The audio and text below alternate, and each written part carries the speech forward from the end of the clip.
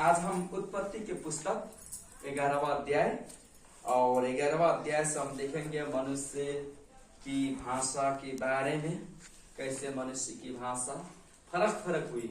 नेपाल में फर्क, इंडिया में फर्क, श्रीलंका में, चाइना में, ऑस्ट्रेलिया में, ऐसे भाषा की फर्क हम यहाँ से देखेंगे। यहाँ पे लिखा गया है, सारे पृथ्वी पर एक ही भाषा और एक ही बोली थी। उस समय लोग पूर्व की ओर चलते चलते सिनार देश में एक मैदान पाकर उसमें बस गए। तब वो आपस में कहने लगे, आओ हम ईंट बना भली भांति आग में पकाए।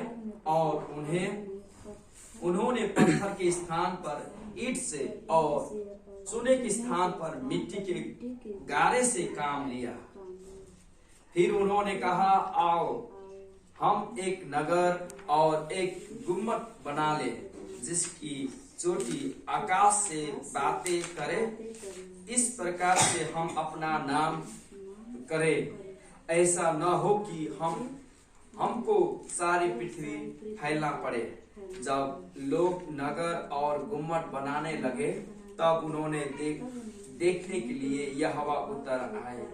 और यहोवा ने कहा, मैं क्या देखता हूँ कि सब एक ही दल के हैं और भाषा भी उन सब की एक ही है। और उन्होंने ऐसा ही काम भी आरंभ किया। और अब जो कुछ वो करने का यत्न करेंगे, उसमें से कुछ भी उनके लिए अनहोना न होगा। इसलिए आओ हम उतर के उनकी भाषा में गड़बड़ी डालें कि वो एक दूसरे की बोली को न समझ सके। इस प्रकार यहोवा ने उनको वहां से सारी पृथ्वी के ऊपर फैला दिया। और उन्होंने उस नगर का बनाना छोड़ दिया। इस कारण उस नगर का नाम बेबीलोन पड़ा, क्योंकि सारी पृथ्वी की भाषा में जो गड़बड़ी है वो यहोवा ने वही डाली। और वही से यहोवा ने मनुष्य को सारा पृथ्वी ऊपर फैला दिया। आमीन आमीन। अब देखेंगे हम यहाँ पे बेबीलोन एक बड़ी सी एक धरारा अभी काठमांडू में है। समझ रहे हैं? धरारा बड़ी सी लंबी, ऐसा घर नहीं होता था। इनके घर उनके घर ऐसा। धरारा कहने का मतलब एक बड़ी सी टावर है। पानी के एक टावर होता है ना, बड़ी सी, उसी तरीका से ये लोग की टावर ये बादलों से ऊपर होके उछिन कर बादल। हमारा इमारत कितना बनता है? 5 तल्ले, 6 तल्ले, 7 तल्ले। अभी दुबई में जाओगे तो सबसे बड़ी एक खलीफा टावर है। एक बड़ी सी इमारत है, विश्व से सबसे बड़ा इमारत है। तो उन लोगों को समय में भी एक बड़ी सी इमारत बनाई गई। और हम देखेंगे जब पहले आदमियों में आदम और हव्वा के जब शैतान क्या बोलते हैं उसका संतान, बेटा और बेटी जब हुए, तब वो उनमें से बहुत ज्यादा बढ़ के आए। क्योंकि उनकी आयु 9 से 8 से 7 से 6 से अभी के जैसे आयु नहीं था। अभी में तो कितना 80 वर्ष, 60 वर्ष, 100 वर्ष पुगते तो लोग। मगर उस समय 9 से वर्ष वो लोग कितने बच्चे जन्माते थे होंगे?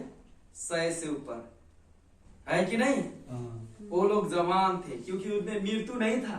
बाद में आदम और हव्वा ने पाप किया, छल किया, तो उनके जीवन में मृत्यु आई। तब से मृत्यु की गणना। मगर उससे पहले मृत्यु नहीं था। जब पाप नहीं किए थे तब मृत्यु नहीं था। तो उन्होंने, परमेश्वर ने कहा था कि तुम लोग बढ़ते फलते फूलते और पृथ्वी के ढाक लो, वो फैल जाओ सब ओर। मगर समय बीतता गया। जब पाप हुआ तो स्वर्गदूत में से कोई पतन होके शैतान के पीछे पीछे चलने लगे। तो उसमें से भी कोई आदमी के पास आने लगे।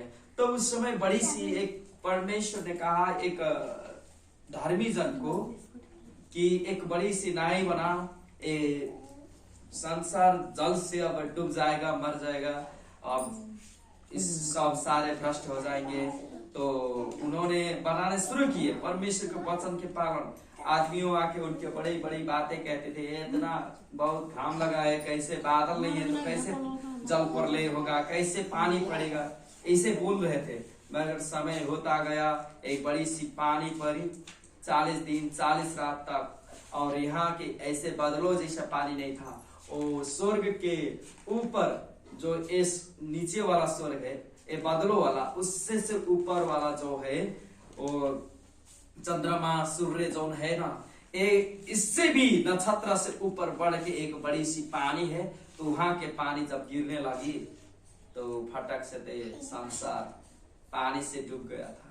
कोई लोग नहीं बचे मगर नोआ की पत्नी, 3 बेटे, 3 उनके बीवी, कहने में 8 परिवार क्या हुए, एक नाई में चल बैठे और उनमें से बच गए। ऐसे के तो वो परिवार में, और पहले होगा कितना भाषा होगा हमको मालूम नहीं था, हिब्रू भाषा कहे जाता है।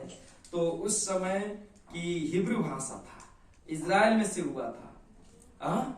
मगर जो उस समय आदम और हव्वा ने बनाई वो जो परिवार, उसमें से जाति प्रजाति निकले, तो फर्क था। मगर जब समय आप देखेंगे तो जब 8 परिवार जब बढ़ते गए तो उनमें से बहुत ज्यादा लोग आदमी हुए। उनमें से यहाँ पे बताई है कि सारे पृथ्वी पर एक ही भाषा और एक ही बोली थी। देखो उनमें के बेटा को और बेटे इतने ज्यादा हो गया। संसार में एक भाषा था, वो कौन सी भाषा था? हिब्रू भाषा। वो जो लोग परमेश्वर से बोलते थे, परमेश्वर से सामने बातचीत करते थे। उस समय लोग पूर्व की ओर चलते चलते सिनार देश में एक मैदान पाकर उसमें बस गए। ये देश कहने का मतलब ईरान, इराक, दुबई है ना, इस एरिया में इसका एरिया पड़ता है। किस एरिया में? इराक, ईरान, दुबई जिसको बोलते हैं, उस एरिया के इलाके में। इंडिया से थोड़ा बहुत भीतर पड़ता है ईरान, इराक, कतार, एरिया, उसी जगह और एरिया पड़ता है। तो उस जगह पे तब वो आपस में ये कहने लगे, आओ हम ईंट बना बना के एक भली भांति आग में पकाए और उन्हें पत्थर के स्थान पर ईंट से और चूल्हे के स्थान पर मिट्टी के गारे से काम लिया। कहने मतलब काम ये कहने का मतलब वो काम करने लगे। और पत्थर के जगह में ईंट और सीमेंट के जगह में मट्टी को मिला के इस तरह से वो काम किए। हम लोग अगर यहाँ पे अगर ईंट और मट्टी से बनाएंगे तो 2 तल्ला जाते जाते वो भसक कर चला जाएगा। पहले के घर भी इतना मोटा मोटा होता था, दीवाल, दीवाल उनके होते थे। हम कल के वचन में हम देखे एक इरोही का एक बड़ी सी थी इमारत, वो 5 तल्ले का था। उनका देखेंगे तो 6 फीट उनका दीवाल था। कितना बड़ा? 6 फीट उनका दीवाल था। अब 5 फीट लंबा था। उन लोगों को वो इरोही शहर जो है 4 से 30 फीट फैला हुआ था। उनका एरिया था, बहुत बड़ी था। और उनमें बड़ी घर था, उनमें घर हर लोग बैठते थे। उनके इजरायली लोग उनके अंदर न जाने पाते, न बाहर आने पाते वो लोग। मगर सुने थे इजरायली लोग बहुत शक्तिशाली है, उनके परमेश्वर बहुत शक्तिशाली है, मिस्र देश में से उनको लेकर आए हैं परमेश्वर, इस तरह से सुने थे। इसी प्रकार से ये लोग तो उससे भी बड़ी इमारत बना रहे। ये तो 5 तल्ला था इलोही का, तो 6 फीट दीवार था उन लोगों को। तो कहने का मतलब ये है उन लोगों का दीवार भी इस तरह से था। उन लोगों को ईटा अगर ऊपर जाते बनाते 5 तल्ले, 10 तल्ले, 20 तल्ला, 30 तल्ला बनाते वो लोग वो आकाश से बादलों से ऊपर होके जब चल रहे थे तो वहां पे अगर कोई ईंट वहां से गिर जाता तो बहुत रोते, मगर आदमी गिर के मर जाता तो नहीं रोते। ईंट इतना महत्वपूर्ण मानते थे। उसी तरीका से उन लोगों ने इजिप्ट में विश्व की बड़ी सी एक पिरामिड है, उनका एक पत्थर देखेंगे तो एक घर से एक घर की इमारत 12 फीट 13 फीट है, 14 फीट, इससे बड़ी बड़ी फीट वाला वहाँ के पत्थर है, ईटा है। तो वो लोग समझो अभी भी वहाँ पे है इजिप्ट में पिरामिड, तो उनको समझो वो कैसे बनाए होंगे, उतने बड़े हैं। तो उस समय में भी वो बड़ी बड़ी आदमी लोग थे, बड़ी बड़ी ऊंचे वाले आदमी थे। तो वो लोग परमेश्वर की ओर से नहीं मगर शैतान की शक्ति और सामर्थ्य से, उनके ज्ञान और बुद्धि से वो लोग क्या कर रहे थे, वो बना रहे थे। आओ हम चले बनाए, हम पृथ्वी पर न फैल जाएं, मगर हम एक ही जगह पर अपना घर बना के हम स्वर्ग और चले। और बाइबल में लिखा है कि परमेश्वर से लड़ाई करें। आमीन। आमीन नहीं, वो लोग कह रहे थे, शैतान लोग को वो लोग कह रहे थे कि हम आओ मिलकर परमेश्वर से लड़ाई करें। तो उन लोगों को किसने चला रहा था, शैतान ने। तो यहाँ पे लिखा है, फिर उन्होंने कहा आओ हम एक नगर और एक गुम्मट बना ले, जिसकी चोटी आकाश से बातें करे, और इस प्रकार से हम अपना नाम करें। देखो हम लोग जब बनाते हैं घर, कुछ भी बनाते हैं, हम लोग एकजुट कर रहते हैं तो उसमें बल आती है। आमीन। जब हम एकता में रहेंगे, अगर वो विश्वासी अलग जाए, वो विश्वासी अलग जाए, वो विश्वासी अलग, तो उसमें बल नहीं होगा, शक्ति नहीं होगा। मगर जब हम सारे विश्वासी, सारे कलीसिया मिल के एकजुट रहेंगे, तो कोई भी हमारे विरोध में आएगा तो कुछ नहीं कर पाएगा। हम सीखने वाला बात ये है, हम जैसे एक लकड़ी को तोड़ देते हैं, मगर 2 और 3 जोड़ेंगे तो हमको तोड़ना बहुत मुश्किल होता है, तो उसको काटना पड़ेगा, है कि नहीं है। एक लकड़ी है तो उसको जल्दी से उठा के कहीं लेकर चला जाएंगे, मगर वहाँ पे 100 लकड़ी हो जाए तो एक बोझा हो जाएगा। उसको उठाने के लिए 2-3 आदमी चाहता है। कहने का मतलब, जब आप लोग यूनिटी में रहेंगे तो उसमें आशीष रहेगा।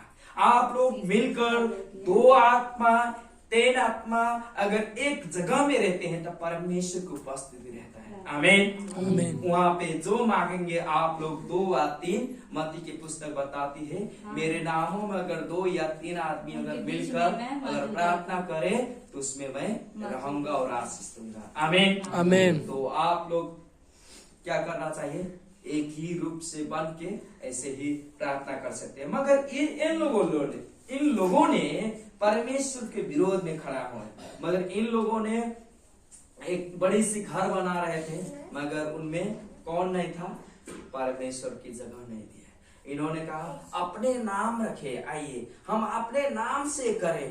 तो जब भी कुछ भी करते हैं, अपना नाम नहीं, परमेश्वर। आमीन। किसका नाम, परमेश्वर का नाम। अगर परमेश्वर के नाम देंगे, जो भी काम से पहले, तो उसमें आशीष रहेगा। अगर आप आज एक बड़ी सी बोरा में एक क्या बोलते हैं, अगोटे फल, इसको एक फल लेकर दें, तो इसमें क्या रहेगा, इसमें आशीष रहेगा। इन्होंने बोए हैं, इसको बोया जाता कहते हैं हम, तो छीटे हैं और वो परमेश्वर को दी थी, मगर परमेश्वर कैसे उनके जीवन में लेकर आएगा उनको मालूम नहीं है, मगर लेकर आएंगे। आमीन। आमीन। यही विश्वास है, यही विश्वास के साथ में देते भी हैं और छीटा भी जाता है और उसी तरीके से काम होता है। तो आप लोग जब भी कोई भी काम करे, एक नाम दे, वो नाम परमेश्वर। आमीन। आमीन। हालेलुया। हालेलुया। और पृथ्वी में ये लोग फैल ना सके कहकर वो लोग एकजुट हुए, वो अच्छा है, वो तो बड़ी अच्छा है। मगर परमेश्वर जब नीचे आए तो देखे क्या, बुराई वाली चीज देखे। परमेश्वर आपके घर में आए, आपकी कलेसिया में जब आए, परमेश्वर आपके बीचों में आए, तो आपके बीचों में बुराई वाला चीज रहे तो परमेश्वर क्या करेंगे, आशीष देंगे और श्राप देंगे। शराब। ओ आशीष के लिए हाथ बढ़ाएंगे कि अपने तलवार से अपने काटने के लिए बढ़ाएंगे? बोलिए। अगर आपकी घर में, अगर आपके जीवन में अच्छाई वाला चीज है, आप प्रार्थना कर रहे हैं परमेश्वर से, परमेश्वर आपके सामने आ गए, परमेश्वर आपकी आवाज सुनी, तो परमेश्वर आपको आशीष देंगे। आपके अंदर अच्छाई वाला चीज है, मगर आप बुराई से चल रहे हैं, बुराई कर रहे हैं, आपके घरों में उस तरह से समस्या है और उसे बढ़ के रखे हैं, बांध के रखे हैं वो समस्या को, उनमें आनंद कर रहे हैं, उसमें खुश हो रहे हैं और उसमें लेटे हुए हैं, उसी चीजों से चल रहे हैं, तो परमेश्वर देखेंगे तो आपको आशीष नहीं श्राप देंगे। वो अपने तलवार निकालेंगे, आपके काटने के लिए दौड़ेंगे। तो अच्छाई वाला चीज हुआ नहीं हुआ। मगर जब आप अच्छाई तरीका से रह रहे हैं, परमेश्वर की जान होके चल रहे हैं, परमेश्वर आपको आशीष देंगे। आमीन। यहाँ पे क्या हुआ, यहोवा ने कहा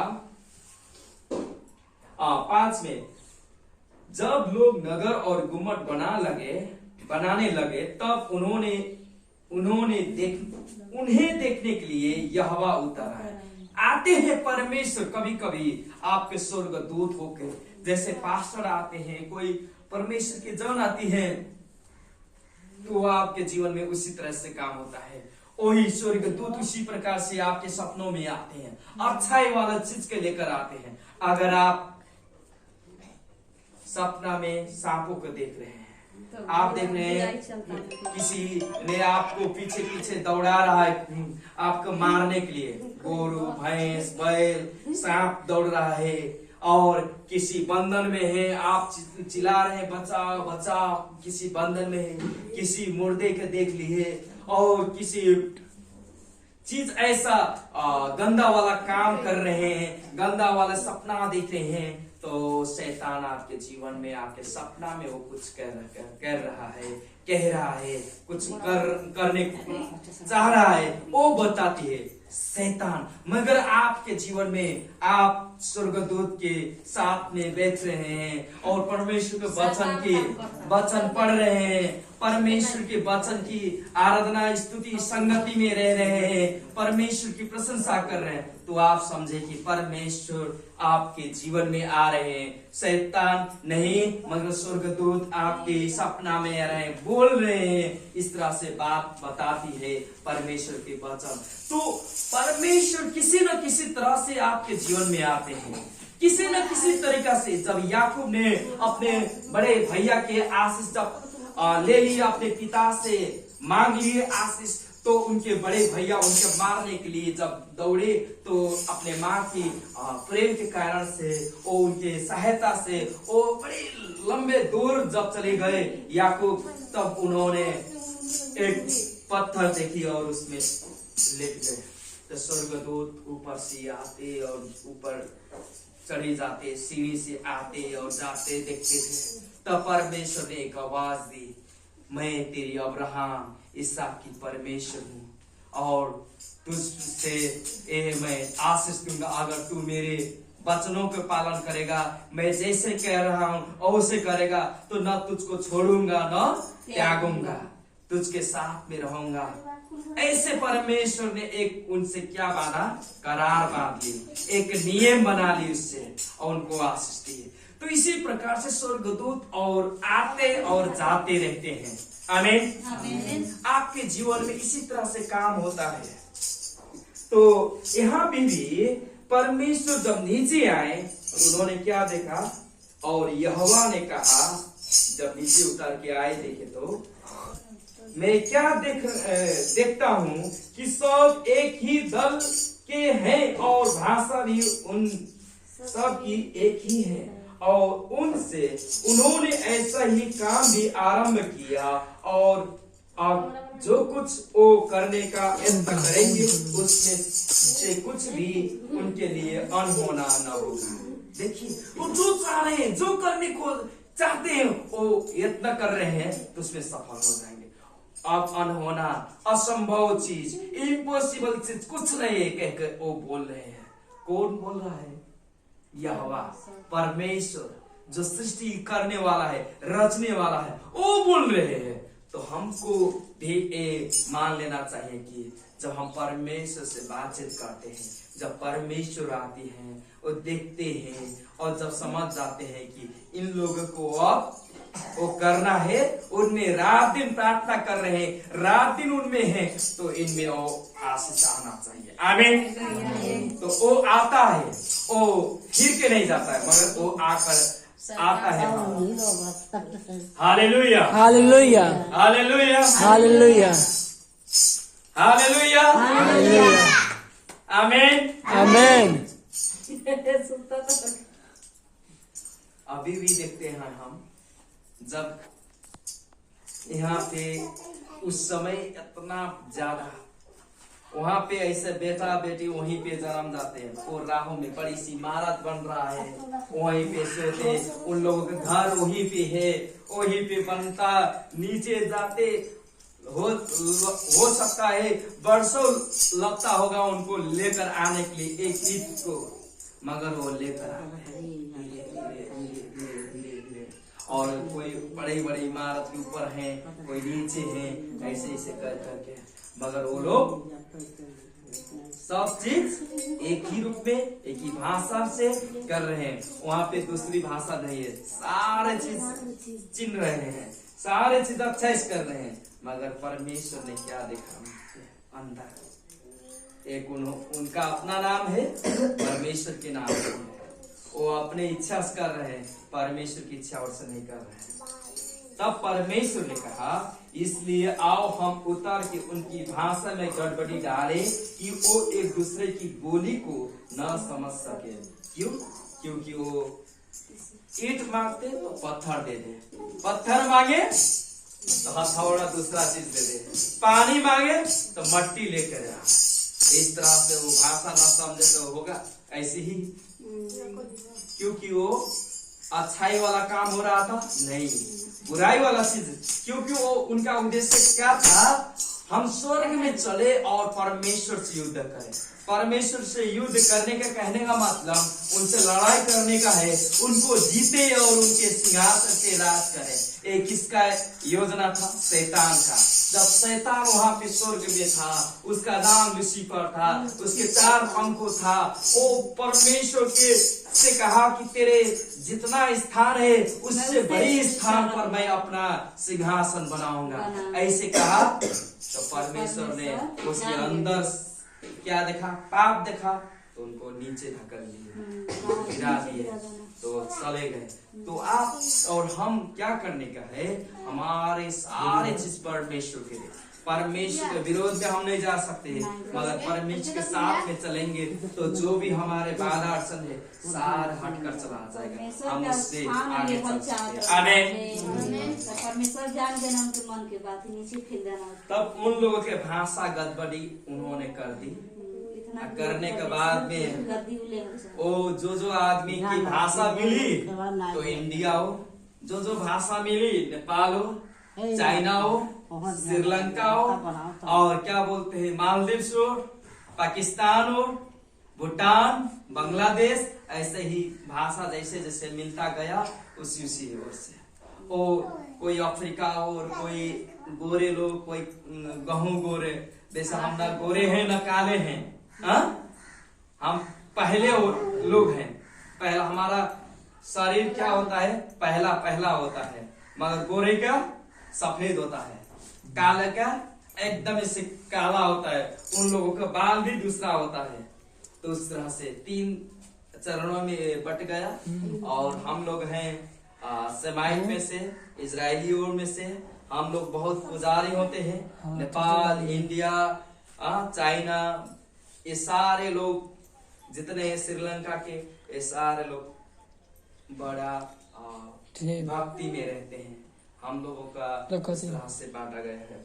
तो इस तरह से इस प्रकार यहोवा ने उनको वहां से सारी पृथ्वी के ऊपर फैला दिया और उन्होंने उस नगर का बनाना छोड़ दिया। वो बड़ी सी नगर क्या हुई? भताभुंग हो गई। किसका नाम ना होने से? परमेश्वर का। Hallelujah, hallelujah. आप जब भी कोई भी चीज बनाए, कोई भी काम करे परमेश्वर के नाम दे तो उसमें आशीष रहेगा। आमीन, हालेलुया। हालेलुया। और हम आपको बता दें इसी में भाषा, और एक योएल के पुस्तक में बताती है सारे लोग फिर से एक भाषा बोलने लगेंगे। और एक समय आया यीशु के पुनरुत्थान के बाद में एक भाषी पवित्र आत्मा आए उनकी आगों में से, तो ऐसे ना समझ वाला भाषा नहीं दिया उन लोगों ने, एक ही भाषा जो सब लोग इजरायली भाषा बोलते थे। कौन सी भाषा? इजराइल। इजरायली कहने का मतलब हिब्रू भाषा। उन लोगों के, हमारे नेपाल के नेपाली, इंडिया के हिंदी, मगर अपने अपने ठाव की में भोजपुरी होता है। और क्या बोलते हैं, खड़ी बोली। साउथ इंडिया में क्या बोला जाता है? South India. केरला में तमिल, और हैदराबाद में वहाँ के पंजाब में पंजाबी, उत्तर प्रदेश में क्या बोला जाता है? भोजपुरी। भोजपुरी खड़ी बोली। हिंदी। बिहार में बिहारी। भोजपुरी वहाँ भी चलता है। इसी प्रकार से भाषा में फर्क नहीं पड़ला। उसमें भी बातों में फर्क है। तो इसी प्रकार से भाषा हुई। मगर अभी अभी मंडली कलसिया में बोला जाता है अन्य भाषा। तो वो भाषा कहने का मतलब एक भाषा होना चाहिए जो उसको समझ सके। अगर मैं दूसरा भाषा बोलूं तो आपको समझना चाहिए वो कौन सी भाषा है। अगर ना समझे कोई भी तो उसको ना बोले। क्या? ना बोले। उसको दो आदमी समझ सके तब उसको बोला जाए, उसको भी उल्टा करके बोला जाए। किसको? वो भाषा को भी। अगर मैं हिंदी बोलूं तब भोजपुरी में बोलने के लिए एक आदमी खड़ा होना चाहिए, हिंदी को समझे और तब भोजपुरी में बोले। उसी प्रकार से नेपाली में भी अगर मैं बोलूं तो ना समझे कोई, उसका अर्थ होगा? नहीं होगा। इसी प्रकार से भाषा में भी बोली में रहना चाहिए। इस कारण उस नगर का नाम बेबीलोन पड़ा, क्योंकि सारे पृथ्वी के भाषा में जो गड़बड़ी है वो यहोवा ने वो डाली, और वही से यहोवा ने मनुष्य के सारे पृथ्वी के ऊपर फैला दिया। उससे पहले मनुष्य लोग एक जगह में थे, मगर उसी के जगह से सारे पृथ्वी के ऊपर फैल गए। Hallelujah, hallelujah. तो आपको समझना चाहिए इसमें से एक दो सीख हम सीख सकते हैं। एकता में रहना चाहिए, एक दूसरे को प्रेम करना चाहिए, एक दूसरे को आदर करना चाहिए, एक दूसरे को सम्मान करना चाहिए। एक सीख है। एकता में जब रहेंगे तो उसमें जो भी काम करना चाहते हैं वो सफल होगा। आमीन, आमीन। परमेश्वर ने ये बताई इसमें से। और दूसरा चीज, अगर परमेश्वर को नाम न देंगे कोई भी काम तो वो काम सफल नहीं होगा। उनको नाम दे। आमीन, आमीन। किसको नाम दे? परमेश्वर का। परमेश्वर को नाम दे। आपकी शादी हो रहा है तो परमेश्वर, आपकी घर बन रहा है तो परमेश्वर के नाम, आपकी खेती हो रहा है परमेश्वर के नाम, आप काम कर रहे हैं तो परमेश्वर के नाम, आपकी सैलरी आए तो परमेश्वर की, आपकी उपजनी बढ़े तो परमेश्वर की, आपकी कष्ट हो तो भी परमेश्वर को धन्यवाद दे। उसमें हर प्रकार से आप किसको दे? परमेश्वर। आमीन। तो उसमें आशीष रहेगा। और परमेश्वर जब आपके घर में आए तो देखे तो अच्छाई वाला चीज देखे, बुराई वाला चीज ना देखे। इसके लिए परमेश्वर के हर वक्त वो बुराई वाला चीज परमेश्वर को दे दिए, ताकि वो आए तो कहे कि वो मुझको नहीं दिए थे। ऐसा नहीं, वो सारी चीज बुराई वाला चीज परमेश्वर के दिए। Hallelujah, hallelujah. और इसमें से एक हम सीख सकते हैं, उन लोगों के अपने कारण से